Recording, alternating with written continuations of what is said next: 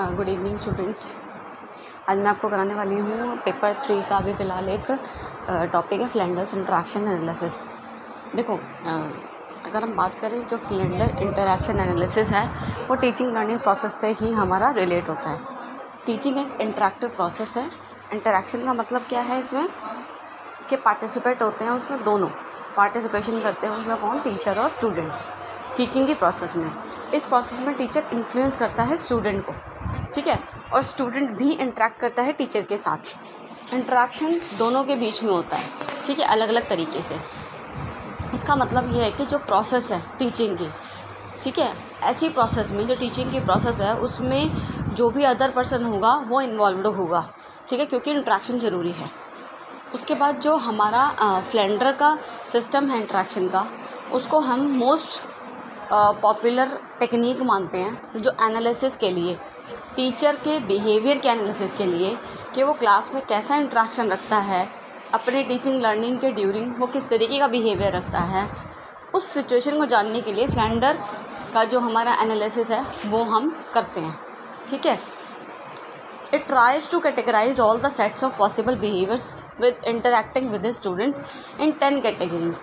ये ट्राई करता है कि जो 10 तरीके के इंटरेक्शन हैं, ठीक है, जो बिहेवियर्स हैं जिनके थ्रू वो इंटरेक्ट करता है, वो 10 तरीके के इन बिहेवियर्स को बताता है और कहता है इस तरीके से टीचर करता होगा, ठीक है। जैसे कि 3 मेजर पार्ट है, कौन कौन से, teacher talk, student talk, silence और कन्फ्यूजन, ठीक है। जो फ्लेंडर इंटरेक्शन एनालिसिस की एप्लीकेशन के उसको अप्लाई करना और यूटिलाइजेशन उसका यूज़ करना, उसमें 3 चीज़ें ही इन्वॉल्व हैं। क्या कि ऑब्ज़र्व करना है, रिकॉर्ड करना है क्लासरूम के इवेंट्स को, ठीक है, इंटरेक्शन को कंस्ट्रक्ट करना है और फिर इंटरप्रिटेशन करनी है, ठीक है। टीचर इन्फ्लुएंस करता है स्टूडेंट को उसके लेक्चर के दौरान, उससे क्वेश्चन पूछता है, उसको क्रिटिसाइज़ करता है, उसको डायरेक्शन देता है, ठीक है। अगर बच्चा गलत होता है तो उसको क्रिटिसाइज़ करता है, पहले उसको कंसेप्ट बताएगा, फिर उससे पूछेगा, फिर अगर उसे टेस्ट लेना होगा वो लेगा, और फिर अगर वो गलत होगा तो उसको क्रिटिसाइज़ भी करेगा और फिर उसमें सुधार भी लाएगा, ठीक है। Students reacted to the teachers lecture and questions, they give responses. It is interaction between teachers and students. ये क्या है मेन, कि जो स्टूडेंट हैं वो रिएक्ट करते हैं टीचर के लेक्चर पे, उनके क्वेश्चंस पे, और रिस्पॉन्स देते हैं, ठीक है। और ये इंटरेक्शन है टीचर और स्टूडेंट के बीच में। पहले तो हम कहते हैं कि इंटरैक्शन एनालिसिस क्या है। इंटरेक्शन एनालिसिस एक प्रोसेस है एनकोडिंग और डिकोडिंग की, ठीक है। एनकोडिंग और डिकोडिंग की एक प्रोसेस है जो इंटरेक्शन का पैटर्न होता है कम्युनिकेटर्स के बीच में, कि एक तो कम्युनिकेशन जो 2 लोग कर रहे हैं, एक बोल रहा है और दूसरा सुन रहा है, ठीक है।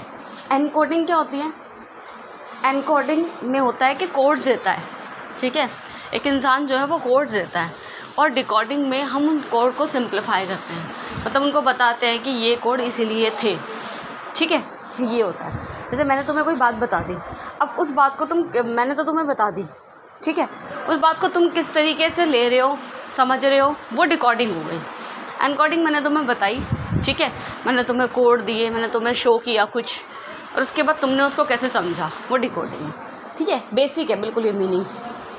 जब तुम बहुत पढ़ोगे तो, क्योंकि कंप्यूटर लैंग्वेज के वर्ड हैं दोनों, एनकोडिंग और डिकोडिंग, तो ये बहुत वास्ट भी है, इसलिए सिंपली समझो कि कोड देना एनकोडिंग है, उन कोड को सिंप्लीफाई करना as a language, in a language, ठीक है, या जो भी तुमने वो कोड रखे थे, क्यों रखे थे, उनका क्या रीज़न था, क्या मीनिंग था, वो डिकोडिंग हो गया, ठीक है। अब देखो, जो अब एनकोडिंग और डिकोडिंग को ये क्या बता रहा है कि पैटर्न ऑफ इंटरेक्शन है, कि इंटरेक्शन का पैटर्न है कम्युनिकेटर के बीच में, ठीक है, जो कम्युनिकेशन कर रहे हैं, एक तो सेंड कर रहा है और एक रिसीव कर रहा है मैसेज को, ठीक है। एनकोडिंग हेल्प करती है इवेंट को रिकॉर्ड करने में एक मीनिंगफुल वे में, और डिकोडिंग अरेंज करते, डेटा को अरेंज करने में हेल्प करती है, ठीक है, और एनालाइज करते हैं कि बिहेवियर जो हुआ है और जो इंटरेक्शन हुआ है क्लासरूम में वो किस तरीके का हुआ है, ठीक है। 4 तरीके के मोस्ट इम्पॉर्टेंट टेक्निक्स हैं जो हम इंटरेक्शन को सिस्टमेटिकली एनालाइज करते हैं।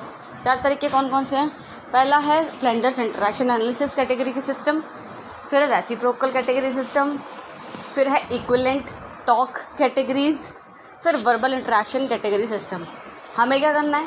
हमें ओनली करना है फ्लेंडर का, और फ्लेंडर ही सबसे ज़्यादा सूटेबल और बहुत ज़्यादा वाइडली यूज टेक्निक है हमारे रिसर्च में all over the world. Flander की टेक्निक को ही ज़्यादा यूज़ किया जाता है इंटरैक्शन को एनालाइज करने में। इंटरैक्शन के एनालिसिस के कैरेक्टरिस्टिक्स क्या है? ठीक है, तो जो क्लासरूम है, the classroom verbal interaction can be made more effective. जो क्लासरूम का वर्बल इंटरैक्शन है वो बहुत ज़्यादा इफेक्टिव हो जाता है, प्रभावी हो जाता है इसमें हमारे इंटरैक्शन में। एनालाइज मतलब विशेषताएं हैं ये कि जब आप जो बातें हो रही हैं, इंटरैक्शन हो रहा है दो लोगों का, उसको एनालाइज करने की क्या विशेषताएं हैं, तो हमारी जो क्लासरूम है, ठीक है, वो बहुत ज़्यादा इफ़ेक्टिव हो जाएगी। टीचर और स्टूडेंट का पार्टिसिपेशन टीचिंग में बहुत इफ़ेक्टिव होगा। डायरेक्ट बिहेवियर का टीचर शिफ्ट किया जाएगा इनडायरेक्ट बिहेवियर में, जो सूटेबल होगा डेमोक्रेटिक वे ऑफ लाइफ में। कैसे? एक टीचर है वो अपने वे ऑफ टॉकिंग में चेंजेस लाएगी। वो टीचर जो है वो अपने कहने के तरीके व समझाने के तरीके में डिफरेंस लाएगी। बच्चों के साथ फैमिलियर रहेगी ताकि बच्चे अपनी बात को ईजिली कह सकें, और जब ये सब होगा तो बच्चे की अंडरस्टैंडिंग की पावर है वो डेवलप होगी और बच्चा अच्छे से समझ पाएगा और वो अपनी बात कहने लायक भी होगा। तो डेमोक्रेटिक वे लाती है लाइफ में। Fourth is the tape recorder and video tape can be use for recording.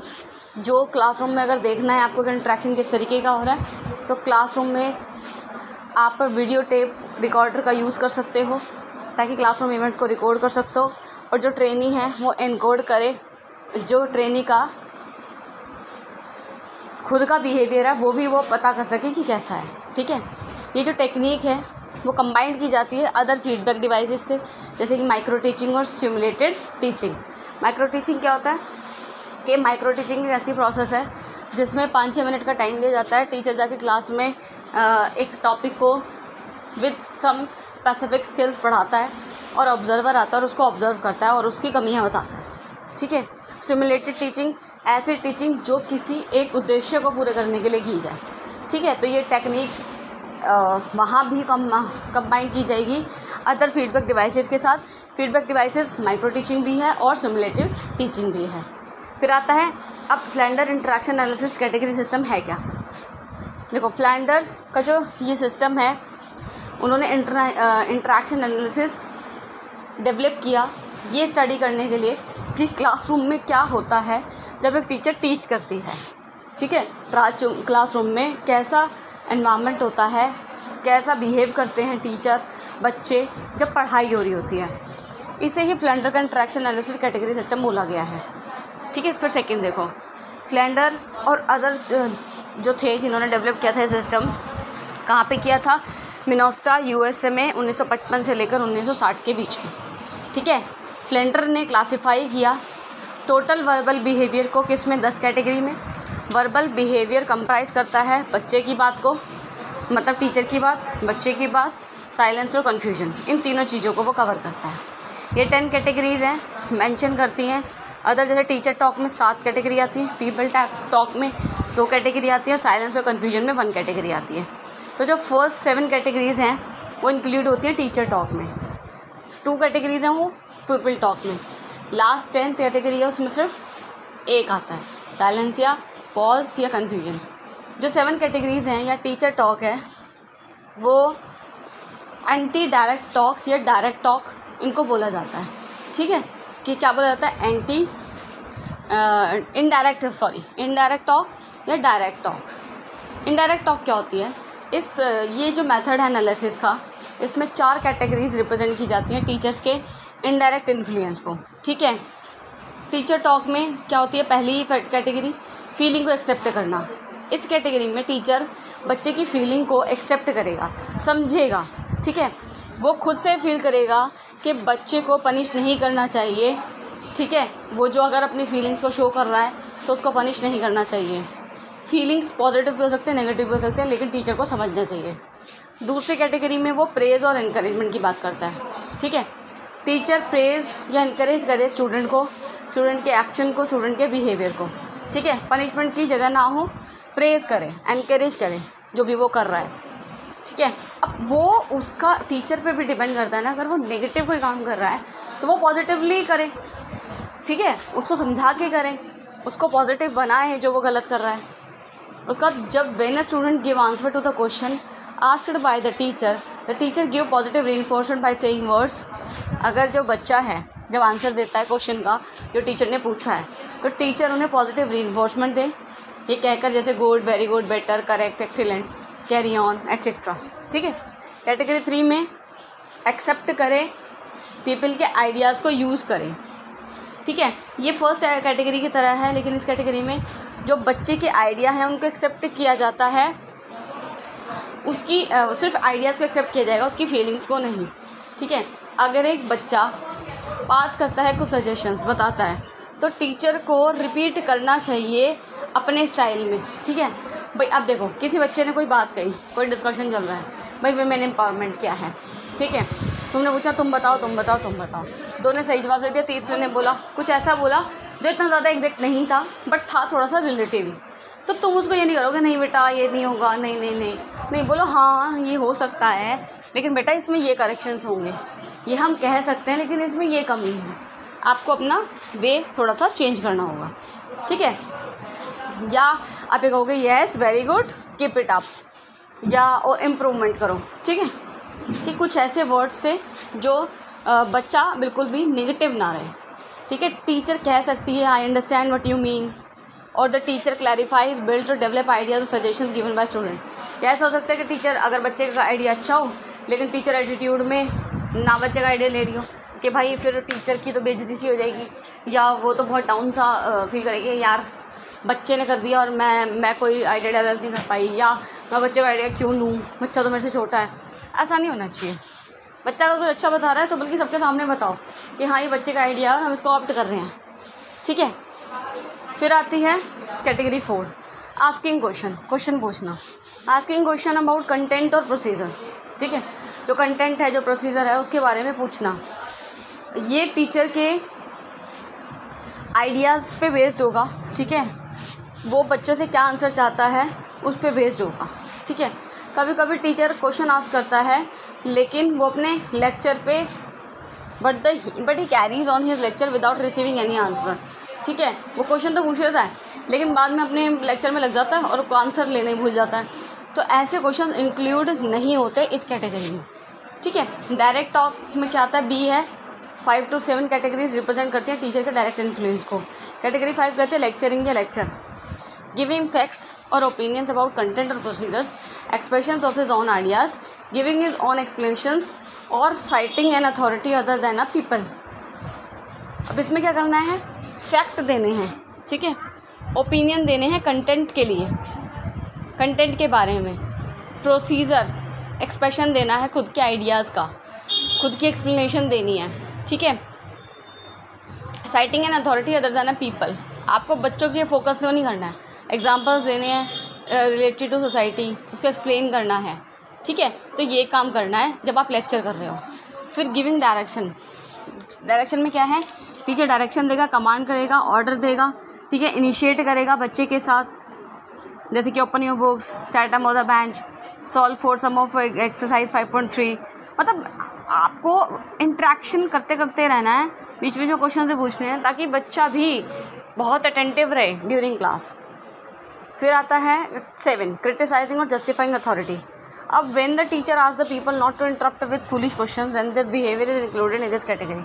जब टीचर कई बच्चे होते हैं फालतू के क्वेश्चन ज़्यादा करते हैं, क्यूरियोसिटी होती है जानने की, कोई भी एक भाई पढ़ा दिया कि भाई ये रेनबो है, रेनबो में इतने कलर होते हैं और रेनबो होता क्यों है, रेनबो कहाँ से आता है, रेनबो का रीज़न क्या है, वो सिर्फ बारिश के मौसम में क्यों आता है।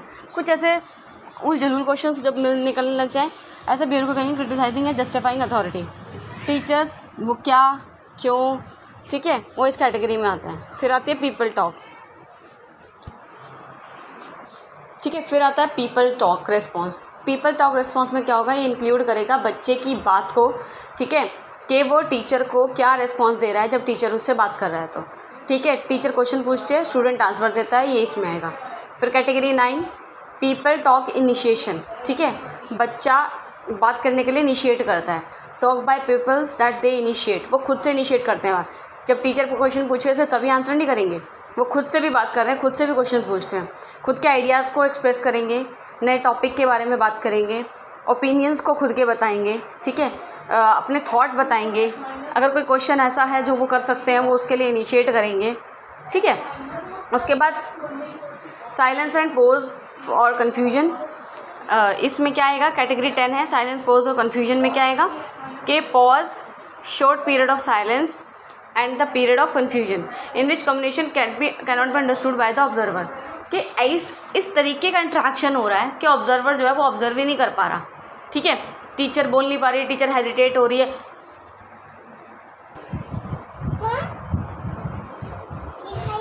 ठीक है। अब देखो साइलेंस और पोज और कन्फ्यूजन में क्या है, ठीक है, जो ये थर्ड वाला है ना साइलेंस और पोज और कन्फ्यूजन में, इसमें क्या होता है, pause, short period of silence, period of confusion. Communication समझी नहीं जाती ऑब्जर्वर के द्वारा, ठीक है, बता चुकी थी मैं, लेकिन कोई बात नहीं। अब ऑब्जर्वेशन एनकोडिंग प्रोसेस, देखो एनकोडिंग जो वर्ड आ रहा है वो मैंने तुम्हें बता दिया था। अब इसका हम प्रोसीजर ऑफ ऑब्जर्वेशन भी कह सकते हैं, एनकोडिंग प्रोसीजर भी कह सकते हैं, ठीक है।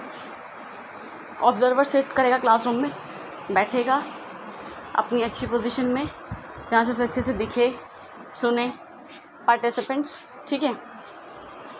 3 सेकंड के बाद वो डिसाइड करेगा कि किस कैटेगरी से बेस्ट रिप्रेजेंट कर सकता है वो इस कम्युनिकेशन को, ठीक है। उसके बाद वो टैली करेगा 3 सेकंड के बाद, 20 टैलीज़ 1 मिनट में करेगा, 100 टैलीज़ 5 मिनट में करेगा, 1200 टैलीज़ 1 आवर में करेगा। देखो ये तरीका है ऑब्ज़र्व करने का। जैसे तुमने वो देखा है ना, जब तुम वो बनाते थे ग्राफ में 5 को तुम डोनेट करते थे इससे, एक सेकंड रुको मैं बताती हूँ।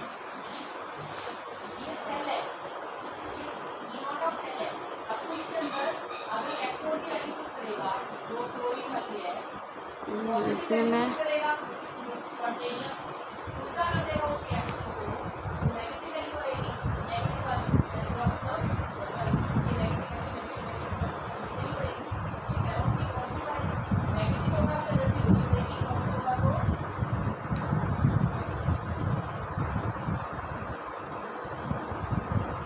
एक सेकंड बेटा,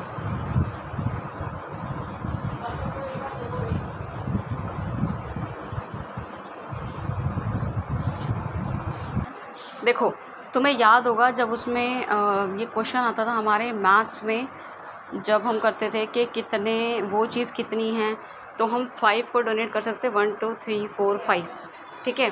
6 को करते थे 1 2 3 4 5 एंड 6, फिर 2 को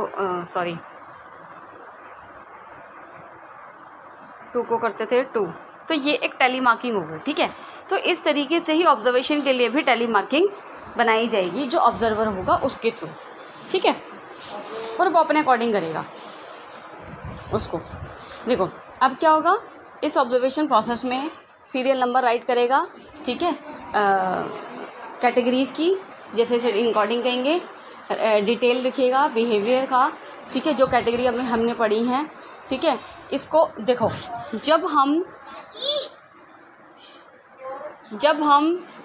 जो ये सीरियल नंबर लिखेंगे कैटेगरीज़ के, इसको हम बोलेंगे एनकोडिंग, और जब हम उनकी डिटेल लिखेंगे, ठीक है, क्योंकि हमने क्या किया भाई, अब सोचो किसी क्लासरूम में तुम टेस्ट ले रहे हो, टेस्ट चेक कर रहे हो, और तुम्हारी जो मैम है बच्चे हैं, तुम उसी क्लास में हैं और तुम टेस्ट चेक कर रहे हो, तो तुम क्या करोगे, तुम कह दोगे मैं ये कोड बना रहा हूँ, ए मतलब इतने मार्क्स, बी मतलब इतने मार्क्स, सी मतलब इतने मार्क्स, या स्टार मतलब इतने मार्क्स, ठीक है। तो उसको तुम इस तरीके से कर लोगे, और उसके बाद तुम उनकी जो बिहेवियर है ना, उसको बिहेवियर की डिटेल को लिखोगे बाद में अपनी राइटिंग में बिल्कुल क्लियर कट करके, वो होगा डिकोडिंग, ठीक है। जो ऑब्जर्वर है वो याद रखेगा सीरियल नंबर्स को कि उसने किस कैटेगरी को कितने दिए थे, ठीक है। ऑब्जर्वेशन के रूल या डिकोडिंग के रूल क्या होंगे, फ्लैंडर जो कैटेगरी मेथड है उसके बहुत सारे रूल्स हैं ऑब्जर्वेशन के, बिना उनको फॉलो करे ऑब्जर्वेशन पॉसिबल नहीं है। ऑब्जर्वर को हमेशा याद रखना है इन रूल्स को, ये रूल्स हेल्प करेंगे कंसिस्टेंसी मेंटेन रखने में और ऑब्जर्वेशन को बहुत अच्छे तरीके से करने में। पहला रूल है, अगर एक टाइप से ज़्यादा कैटेगरी है, ठीक है, और 3 सेकंड के पीरियड में एक से ज़्यादा टाइप की कैटेगरी आ जाती है, तो ऑब्जर्वर चूज़ करेगा कैटेगरी को जो numerically farther from category 5 but not category 10, मतलब 5 कैटेगरी के आसपास हो, ठीक है। Observer is in doubt whether the category is 2 और 3, ही शुड राइट 2 कैटेगरीज, ठीक है, मतलब कम लिखना है, ज़्यादा नहीं लिखना। Rule 2, observer should not involve his personal view point, वो अपने व्यू पॉइंट से नहीं चलेगा, जो दिख रहा है उसी के बेसिस पे लिखेगा, ठीक है। फिर जो रूल 3 है, अगर एक से ज़्यादा कैटेगरी एक्टिव होती हैं 3 सेकंड के अंदर, ठीक है, देन जितनी भी कैटेगरीज़ हैं वो सारी रिकॉर्ड की जाएंगी और 3 सेकंड के बाद कोई भी कैटेगरी चेंज नहीं होगी, सेम सीरियल नंबर रिपीट होगा नेक्स्ट 3 सेकंड के लिए, ठीक है। उसके बाद रूल 4 में अगर टाइम पीरियड जो साइलेंस का है वो 3 सेकंड तक एक्सीड हो जाता है तो वो रिकॉर्ड किया जाएगा कैटेगरी 10 के अकॉर्डिंग, ठीक है, मतलब 3 सेकंड तक साइलेंस रहता है तो वो कैटेगरी 10 में आएगा। जब टीचर कॉल करता है चाइल्ड को उसके नेम से तो ऑब्जर्वर रिकॉर्ड करेगा 4th कैटेगरी को, ठीक है। ये कैटेगरी कौन सी आ रही है? ये कैटेगरी आ रही है वो जो अभी हमने पढ़ी है, जो 7 टीचर की थी, 2 बच्चे की थी टॉक, जो बच्चे की टॉक में थी, और एक किसके में थी, एक साइलेंट और कन्फ्यूजन वाले में। रूल 6 क्या है? जब टीचर रिपीट करेगा स्टूडेंट के आंसर को और आंसर करेक्ट होगा तो वो रिकॉर्डेड किया जाएगा कैटेगरी 2 के अकॉर्डिंग, ठीक है। ये बताएगा कि स्टूडेंट जो है वो राइट आंसर दिया है, इसीलिए जो फंक्शन है वो प्रेज या इंकरेजमेंट का होगा। रूल 7 क्या है? जब एक टीचर लिसन करेगा, बच्चे को सुनेगा, बच्चे की बात सुनेगा, एक्सेप्ट करेगा उसके आइडियाज़ को या डिस्कशन को, तो ये बिहेवियर किस कैटेगरी से आएगा? 3 कैटेगरी से। रूल 8 क्या है? जब words all is okay, yes या ऑल राइट एटसेट्रा बिलोंग, किस कैटेगरी से बिलोंग करेगा? 2 से, वो भी एनकरेजमेंट वाला है। रूल 9 क्या है? अगर टीचर जोक करता है बिना किसी उद्देश्य के किसी बच्चे पे तो ये बिहेवियर होगा नंबर 2 कैटेगरी से, लेकिन वो कोई जोक नहीं बना सकता पर्टिकुलर पीपल पे, इसीलिए वो कैटेगरी 7 से भी हो सकता है। फिर रूल 10 क्या है? जब जितने भी बच्चे हैं वो रिस्पॉन्ड कर रहे हैं, ठीक है, छोटे छोटे क्वेश्चंस को वो रिस्पॉन्स कर रहे हैं, तो सीरियल नंबर जो कैटेगरी आएगा वो आएगा 8, रिकॉर्ड किया जाएगा। अब ये ना मैं तुम्हें एक एग्जांपल से समझा देती हूँ कि ये करते कैसे हैं। देखो जैसे ये है, यहाँ पे हमने क्या किया, हमने जो देखो लिखो, for example the observer has written down the code number beginning with 6 as follows 6 10 5 1, ऐसे करके उसने ये कोड नंबर लिख दिए हैं, ठीक है। तो जो हमारे देखो 1 to 10 लिखा हुआ है और यहाँ पे 1 to 10 लिखा हुआ है, जो 1 कैटेगरी में आ रहा है, ठीक है, सॉरी जो फर्स्ट बच्चा है जो हमने जिसको ऑब्जर्व करना है वो 4 कैटेगरी में आ रहा है, तो हमने यहाँ लिख दिया 1 1 1 और यहाँ पे टोटल कर दिया। फिर 2 आ रहा है, वो किस में आ रहा है? 2 कैटेगरी में आ रहा है लेकिन एक ही बार आ रहा है तो 1, ठीक है। 3 आ रहा है, वो कैटेगरी 6 में आ रहा है, एक ही बार आ रहा है तो 1। जो 4 आ रहा है वो जितनी बार वो उस काम को कर रहा है, इस तरीके से ये हम फ्लैंडर का जो इंट्रैक्शन है वो करते हैं, ठीक है।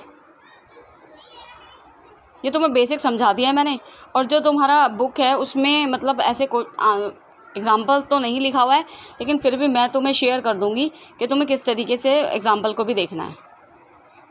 देखो ये बेसिक था, इतने की ज़रूरत पड़ेगी तो मैं वहाँ पे कोई टेली मार्किंग नहीं पूछेगा, तो इस तरीके से तुम मुझसे बता देना, क्योंकि थ्योरी ही आएगी, पेपर वो नहीं आएगा, क्योंकि वो थोड़ा सा कॉम्प्लेक्स हो जाएगा और लेक्चर भी बड़ा हो जाएगा, ठीक है। तो अब मैं तुम्हें थॉर्नडाइक की थ्योरी करा रही हूँ।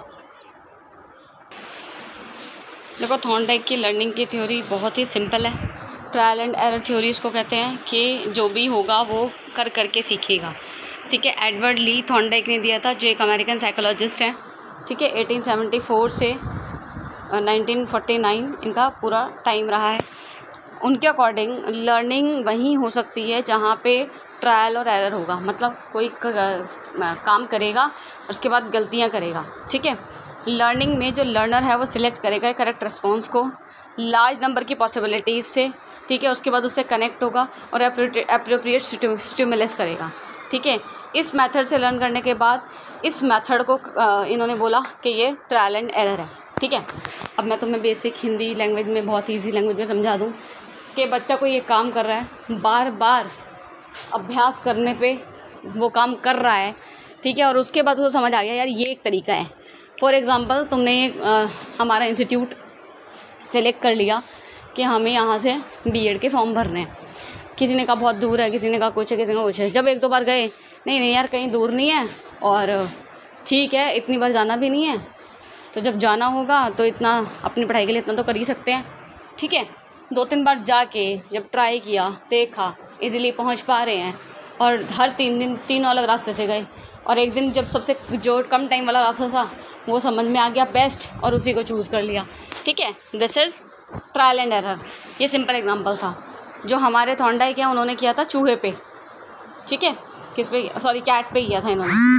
ठीक है, अब कैट पे इन्होंने किया था, थॉर्नडाइक ने अपनी थ्योरी बनाई थी, एक्सपेरिमेंट किया उन्होंने कैट पे। कैट को एक बॉक्स में बंद कर दिया, इनके बॉक्स का नाम था puzzle box.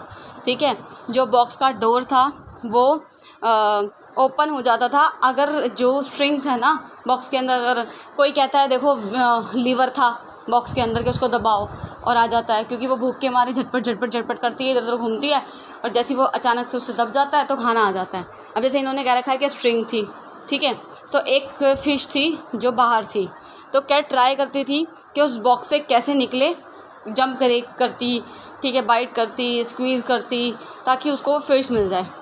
Experiment was repeat किया गया बहुत बार। ठीक है, बहुत रॉन्ग मूवमेंट्स हुई। ठीक है, लेकिन जैसे जैसे रिपीटिशन बढ़ता रहा वैसे वैसे जो मूवमेंट्स थी वो डिक्रीज़ होती रही, और एट द एंड जो कैट थी उसको पता लग गया कि डोर खोलना कैसे है।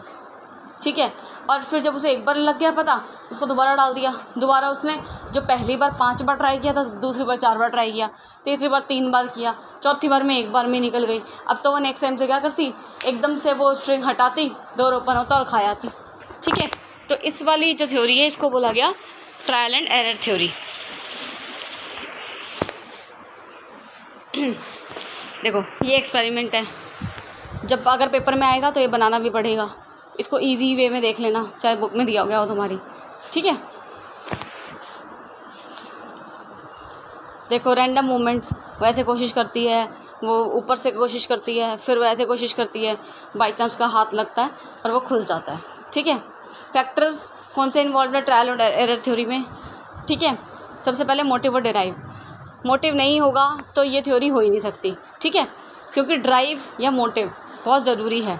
ड्राइव एक टेंशन स्टेट होती है, ठीक है, जो मतलब एक नीड तरीके की होते हैं। ड्राइव मतलब एक नीड, मोटिव मतलब एक भाई इच्छा जिसे पूरा करना है। ठीक है, तो अगर ड्राइव नहीं होगी तो एक्सपेरिमेंट में कुछ काम नहीं होगा। और ड्राइव क्या है इस एक्सपेरिमेंट की, हंगर। फिर स्टिमुलस या गोल, भाई स्टिमुलस या गोल होना भी बहुत ज़रूरी है। हिंदी वालों के लिए स्टिमुलस इज उद्दीपन, ठीक है, गोल मतलब लक्ष्य। तो अगर लक्ष्य ही नहीं होगा, उसका लक्ष्य क्या था, फूड को गेट करना, फूड को पाना, उसको खाना खाना था, तो उसको खाना खाना था, तभी तो वो इतने एफर्ट्स लगा रही थी। तो इसीलिए गोल का होना भी बहुत ज़रूरी है।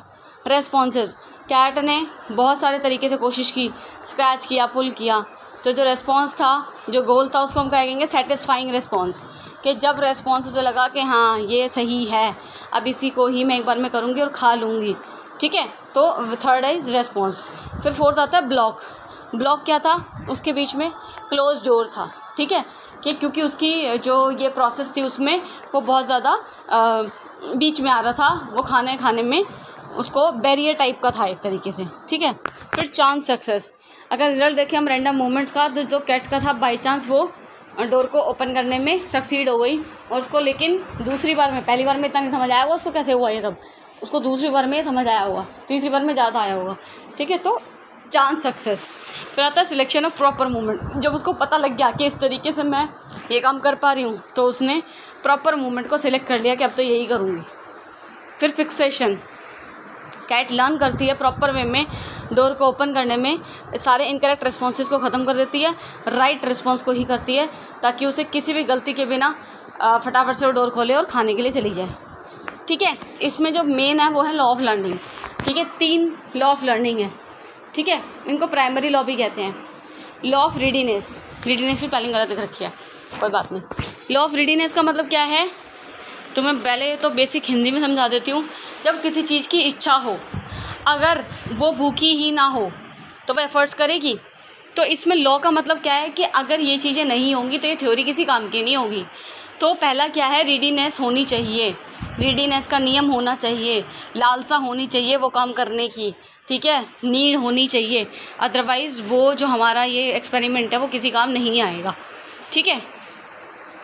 लॉ ऑफ इफ़ेक्ट, अगर वो कुछ कर रही है, कंसिक्वेंसेस को रिपीट कर रही है, बिहेवियर को रिपीट कर रही है, ठीक है, लेकिन उसका कोई प्रभाव नहीं बन रहा, उसको कोई आउटकम नहीं मिल रहा, तो वो उस काम को नहीं करेगी, इंटरेस्ट ही नहीं लेगी, ठीक है। लॉ ऑफ एक्सरसाइज, प्रैक्टिस करना, एफर्ट्स डालना, ट्राई करना बार बार, ठीक है। अगर ट्राई नहीं करेंगे बार बार तो फिर कहाँ से सक्सेस गेट होगी। तो ये 3, ठीक है। लॉ ऑफ एक्सरसाइज में 2 आएंगे, लॉ ऑफ यूज़ और लॉ ऑफ डिसयूज़, ठीक है। प्रैक्टिस के साथ कनेक्शन करना कि कौन सा कनेक्शन बढ़िया है, ठीक है, और प्रैक्टिस डिसकंटिन्यू कर देना तो कनेक्शन जो है, अब देखो अगर मैं ऐसा करूं कि बार बार वो गेट खोल के आए, 2 बार आई खाना दे दिया, तीसरी बार वो गेट खोल के आई खाना नहीं दिया, चौथी बार गेट खोल के आई खाना नहीं दिया, 5वीं बार गेट खोल के आई खाना नहीं दिया, 6ठी बार उसको फिर बंद कर दिया, और फिर वो दोबारा से हो सकता है कि भूल जाए कि मुझे कैसे बाहर जाना था, ठीक है, या 4 दिन बाद मैं यही एक्सपेरिमेंट करूं तो वो भूल जाए। तो ज़रूरी है कि डिसयूज़ वाला लॉ नहीं होना चाहिए, ठीक है। प्रैक्टिस होनी चाहिए, एक्सरसाइज होनी चाहिए रेगुलरली, तभी काम बनेगा, ठीक है। फिर सेकेंडरी लॉज कौन से हैं? Law of multiple responses. Law imply करते हैं कि नई सिचुएशन आएगी, ऑर्गेनिज्म रिस्पॉन्स करेगा, ठीक है, अलग अलग वैरायटी से करेक्ट रिस्पॉन्स पहुंचने से पहले। लॉ ऑफ एटीट्यूड कि ऑर्गेनिज्म किसी भी टास्क को करने से पहले, कोई भी एक इंसान, कोई भी एक चाइल्ड वो अपने एटीट्यूड को उसी तरीके से फॉर्म करेगा, लर्नर परफॉर्म करेगा अपने टास्क को प्रॉपरली, ताकि उसका एक हेल्दी एटीट्यूड डेवलप हो। लॉ ऑफ एनालॉजी, वैसे 3 ही लॉ हैं इनके वैसे जो मेन है, ठीक है, बुक में देख लेना कौन से हैं, लेकिन समझा रही हूँ। अब लॉ ऑफ एनालॉजी क्या है? एक इंडिविजुअल रिस्पॉन्स है नई सिचुएशन के लेके, जो उसके रिस्पॉन्सेज है उसके बेसिस पे, ठीक है, किस सिमिलर सिचुएशन हुई थी जो पास्ट में, वो ऑर्गेनिज्म दोबारा से जब वो रिस्पॉन्स करेगा तो जो गलतियां करी थी ना वो नहीं करेगा, ठीक है। लॉ ऑफ एसोसिएटिव शिफ्टिंग, ये लॉ स्टेट करता है कि कोई भी रिस्पॉन्स जो है वो लर्नर से एसोसिएट करेगा, उसकी सिचुएशन से एसोसिएट करेगा। इसके एजुकेशन इम्प्लीकेशन क्या है वो बहुत ज़्यादा ज़रूरी है। मोटिवेशन बहुत इंपॉर्टेंट है टीचिंग लर्निंग प्रोसेस में। मोटिवेट नहीं करोगे तो बच्चा ट्राई भी नहीं करेगा, ठीक है। लर्निंग पर्पसफुल होनी चाहिए, गोल डायरेक्टेड होनी चाहिए। जब किसी के सामने कोई गोल होता है तो वो काम को ज़्यादा जल्दी करता है। DSSB की वैकेंसीज़ आ गई हैं, तो जो पार्टिसिपेंट्स हैं, ठीक है, जो B.Ed DLED M.Ed कर चुके हैं, तो उन लोगों को ज़्यादा वो लगता है कि यार अब तो हमें ये करना ही है, ठीक है। उसके बाद जो थ्योरी है ये स्ट्रेस करती है कि मेंटल रेडीनेस ज़रूरी है, कि मेंटली बंदा इच्छुक होना चाहिए कोई काम करने का, ठीक है। मीनिंगफुल प्रैक्टिस हो, वो ऐसे प्रैक्टिस करे, ऐसी तरीके से प्रयत्न करे कि वो मीनिंगफुल हो। मतलब फालतू के प्रयत्न करके, फालतू के भाई पढ़ाई तो कर रहा है DSSB का कर DLED की पढ़ाई रहा है तो उससे कोई फ़ायदा नहीं होगा, ठीक है। और लर्निंग प्रोसेस उसको ये देखना है कि बहुत अच्छे तरीके से होनी चाहिए। फिर अपॉर्चुनिटी देनी चाहिए लर्नर को कि वो यूज़ करे और रिपीट करे अपने नॉलेज को अपने क्लासरूम में, ठीक है। उसके बाद लर्नर एनकरेज करे, लर्नर को एनकरेज किया जाना चाहिए कि इंडिपेंडेंटली वो काम करे, ठीक है। वो ट्राई करे अलग अलग सॉल्यूशंस को, प्रॉब्लम के सॉल्यूशंस को करेक्ट वन पे पहुंचने से पहले, ठीक है। ये नहीं है कि एक मिला और उसी पे सॉल्व कर दिया और उसी पे फोकस हो गया, यही काम करूँगा, नहीं, अलग अलग ट्राई करो, क्या पता किसी प्रॉब्लम का एक तीसरा सॉल्यूशन ज़्यादा अच्छा हो, ठीक है। ये तुम्हारी ट्रायल और एरर की थ्योरी थी, बुक में पढ़ लेना। तुम्हें कोई क्वेरी है ना, मुझे कमेंट करके लिख देना, फिर मैं एक वीडियो तुम्हें वैसे ही बना के दे दूँगी जिसमें जो तुम्हें क्वेरीज होंगी, ठीक है। ओके, देखो मैं कराने वाली हूँ तुम्हें operant conditioning theory.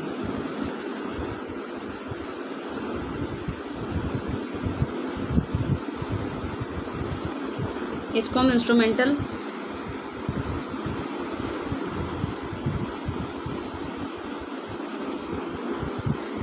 Operant conditioning भी बोलते हैं,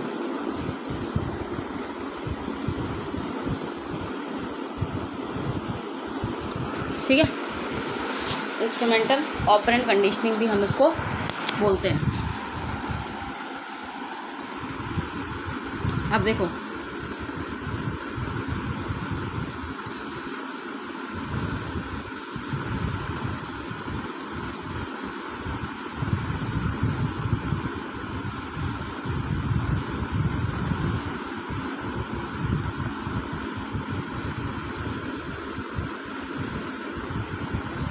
जी।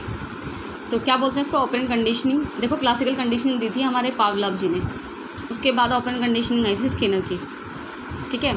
अब स्किनर क्या कहता है ऑपरेंट कंडीशनिंग के अकॉर्डिंग, वो कहता है कि भाई जो भी ह्यूमन बिहेवियर है, ठीक है, जो हमारी ह्यूमन सोसाइटी है, जो हमारे लोग हैं, एक मिनट रुको इसको, जो भी हमारे लोग हैं, ठीक है, उन लोगों को वो सीखने के लिए, ठीक है, लर्न करने के लिए कंडीशन की ज़रूरत होती है, ठीक है। इंस्ट्रूमेंटल कंडीशनिंग को हम ऑपरेंट कंडीशनिंग भी कहते हैं। बेसिक अजम्पशन क्या है इस थ्योरी का कि बिहेवियर जो है वो इन्फोर्स्ड होने के बाद, जब बिहेवियर कोई पुनर्बलन करेगा उसका, कोई मोटिवेट करेगा, तब जाके जो हमारी थ्योरी है, तब जो हमारी लर्निंग है वो होगी, ठीक है। ये सिचुएशन है जब हम किसी इन्वायरमेंट में काम करते हैं, ठीक है। तो पहला हम BF स्कैनर कंडक्ट करता है बहुत सारे एक्सपेरिमेंट अपने लर्निंग में, तो उसने एक्सपीरियंस किया ये कि जो डायनामिज्म है हमारा लर्निंग का, वो मोटिवेशन के बाद आता है। जो हमारा बेसिस है मोटिवेशन का वो है स्टिमुलस। अगर स्टिमुलस नहीं होगा तो हमारा क्या नहीं होगा, लर्निंग नहीं होगी, ठीक है। अगर स्टिमुलस नहीं होगा then stimulus is essential for this theory, ठीक है। उसके लिए भी मतलब तीनों थ्योरी में वैसे ज़रूरी है ये, ठीक है। MLB के हैं, वो कहते हैं ऑपरेंट कंडीशनिंग लर्निंग प्रोसेस है जहाँ पे रेस्पॉन्सेज बनाए जाते हैं बहुत ज़्यादा फ्रीक्वेंटली और उनको बहुत ज़्यादा फोकस किया जाता है, ठीक है। इसमें तुम्हें डेफिनेशन वगैरह लिखने की ज़रूरत नहीं है, सिर्फ सीधा अपना बताना कि भाई स्किनर ने ये बोला है। और स्किनर की जो कंडीशनिंग थ्योरी है वो कब आई थी, ये अमेरिकन साइकोलॉजिस्ट हैं,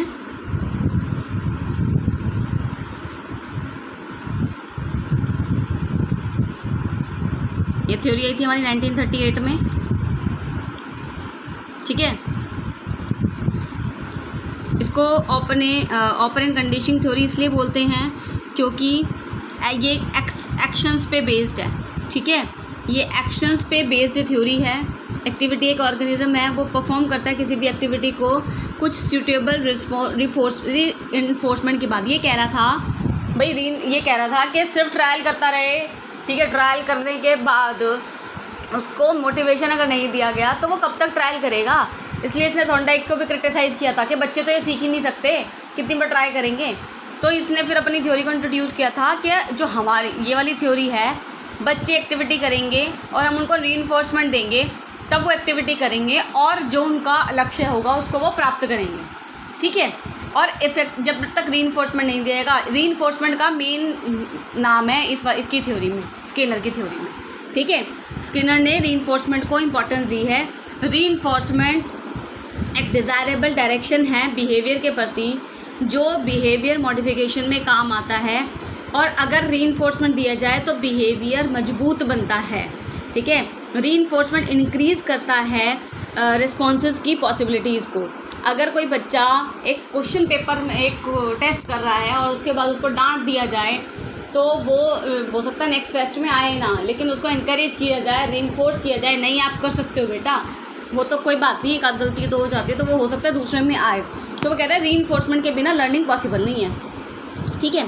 कैरेक्टरिस्टिक क्या है इसके, कि ऑपरेंट कंडीशनिंग थ्योरी है, इस प्रोसेस में प्रॉमिस, रिवार्ड या स्टिमुलस यूज़ करना ज़रूरी है।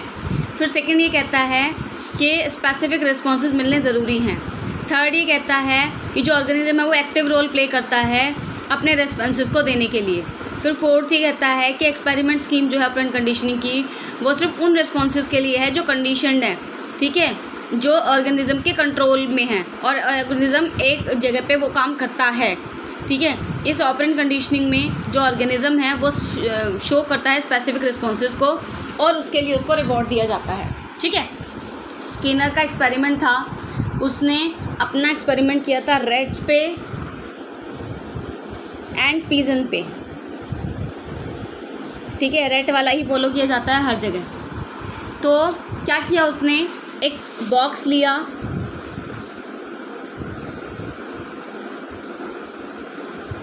उसमें एक माउस को बंद कर दिया, ठीक है, एक रैट को बंद कर दिया। स्किनर का जो बॉक्स था, ठीक है, उसमें जो ये है, ये हंग्री था भाई। कैसा था ये? हंग्री था।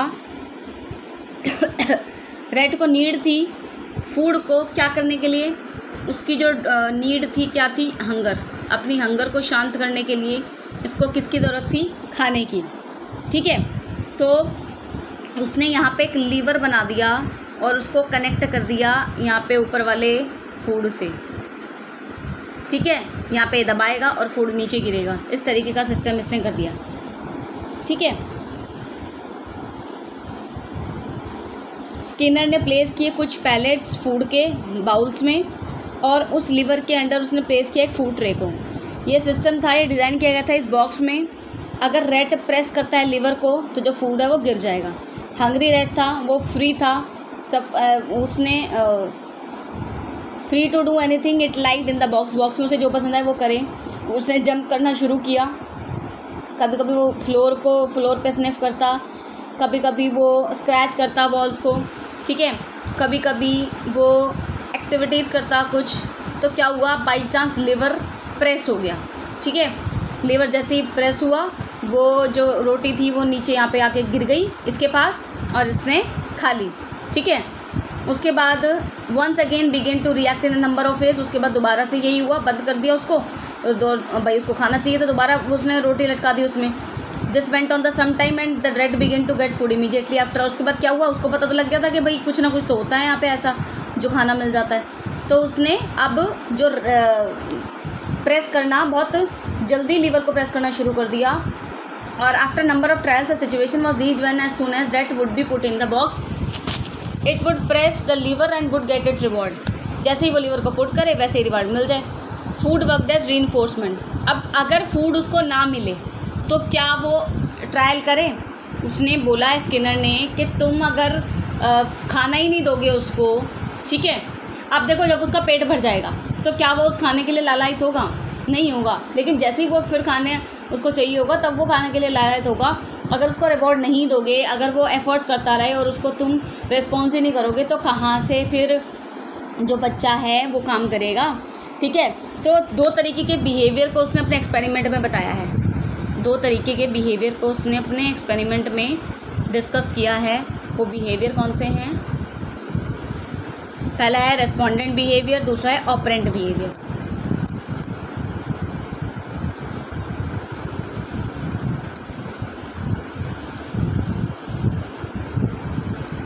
ठीक है, फर्स्ट इट रेस्पोंडेंट, रेस्पॉन्स देना,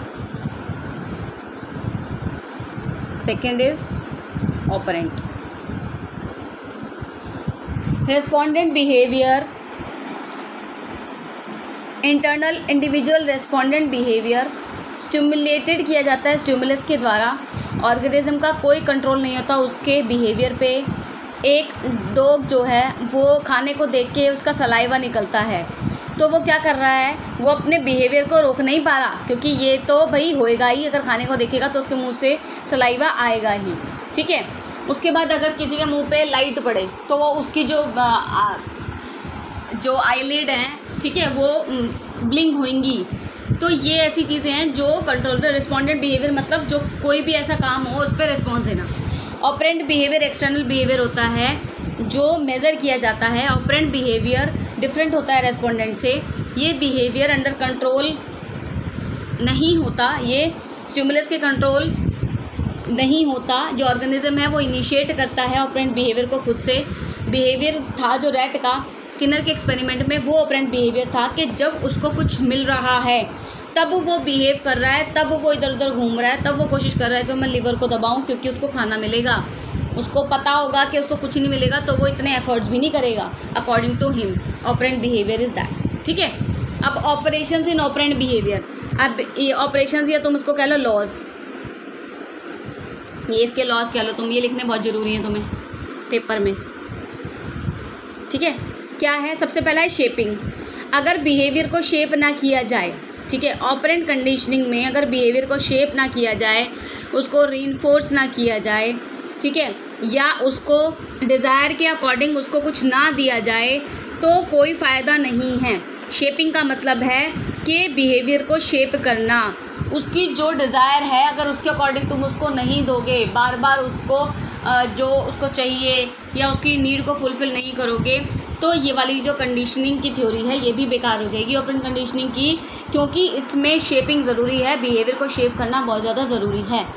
ठीक है, जैसे इन्होंने क्वेश्चन दिया है, just as a mud ball may be shaped in any desirable form, the behaviour of an organism may be shaped with the help of reinforcement. Skinner taught the pigeon to dance play ping pong. Skinner ने pigeon को सिखाया कि dance करना है ping pong बजने पे। एक person का बिहेवियर मॉडिफाई किया जाता है अगर हम स्पेसिफिक डायरेक्शन में उनको रीइंफोर्समेंट के साथ कुछ सिखाएं, जैसे कि we wish a child of 7 to develop the habit of early rising, सुबह उठने की आदत। जब चाइल्ड जगेगा और वो रोएगा और अगर जो चाइल्ड है उसको चॉकलेट दी जाएगी और देखा जाएगा कि भाई सुबह उठ के तो चॉकलेट मिलेगी, तो वो शायद सुबह जगना स्टार्ट कर देगा। ठीक है, सभी के लिए नहीं है बट फॉर एग्जांपल। तो बिहेवियर शेप करना ज़रूरी है, उसको रीइंफोर्समेंट नहीं दोगे तो कोई फ़ायदा नहीं है। फिर है एक्सटिंक्शन।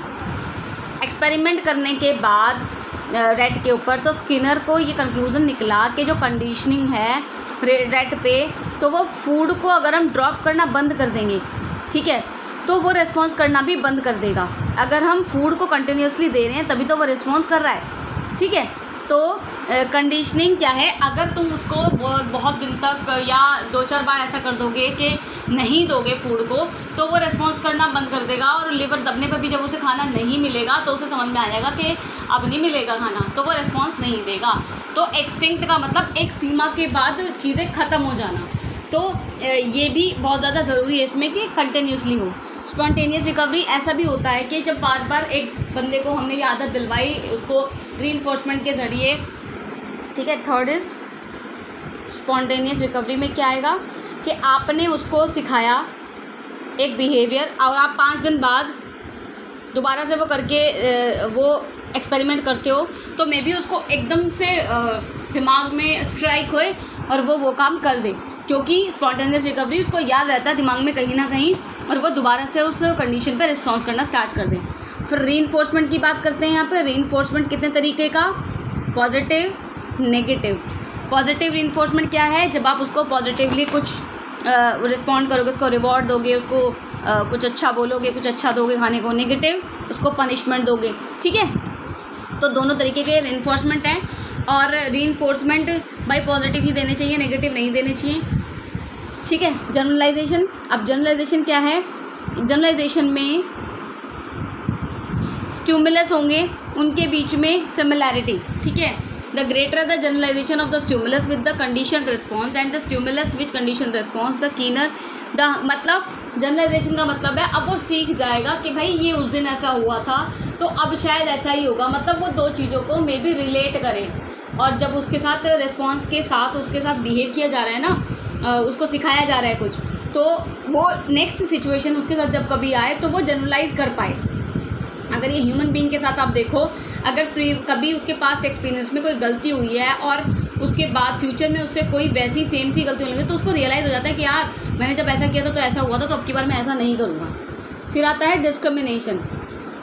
डिस्क्रिमिनेशन का मतलब होता है यहाँ पे तो जनरलाइजेशन को सेम चीज़ों का पता लग जाता है। डिस्क्रिमिनेशन में अब वो यहाँ डिफ्रेंशिएट कर पाएगा कि हाँ ये चीज़ ऐसे है और ये वो चीज़ ऐसे थी। ठीक है, डिफ्रेंशिएट कर पाएगा कि जो स्टिमुलस है ज़रूरी नहीं है वो सभी के लिए सेम हो।